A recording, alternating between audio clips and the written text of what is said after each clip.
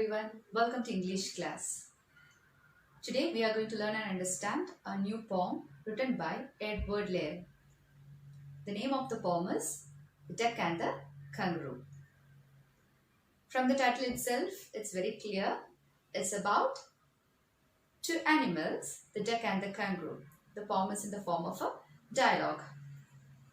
So this Edward Lear was an English artist, illustrator, musician, author and poet. He is best known for his literary nonsense in poetry and prose, especially his limericks. Limerick is a 5-line poem and is often humorous.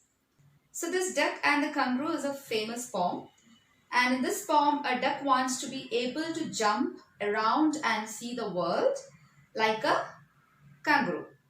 So he asks kangaroo to take on his back and visit the places. So my dear children, today we are going to learn the poem The Duck and the Kangaroo.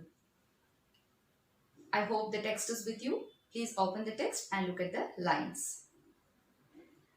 Said the duck to the kangaroo, "Good gracious, hop you hope, over the fields and the water too, as if you never would stop. My life is a bore in this nasty pond, and I long to go out in the world beyond. I wish I could hope like you," said the duck to the kangaroo. So here nasty means unpleasant. The duck is awestruck to see the movement of the kangaroo. It expressed that the kangaroo could hope continuously over the fields and water bodies. The duck's life was boring as it remained in the pond all the time. It wished to see the world beyond the limits of the pond. It wishes that it could hope like the kangaroo and visit all the places in the world. Now moving to the next stanza. "Please give me a ride on your back," said the duck to the kangaroo. "I would sit quite still and say nothing but quack the whole of the long day through, and we'd go to the Dee and the Jelly Bowley, over the land and over the sea. Please take me a ride, oh do," said the duck to the kangaroo. So here the duck requests the kangaroo to give it a ride on its back.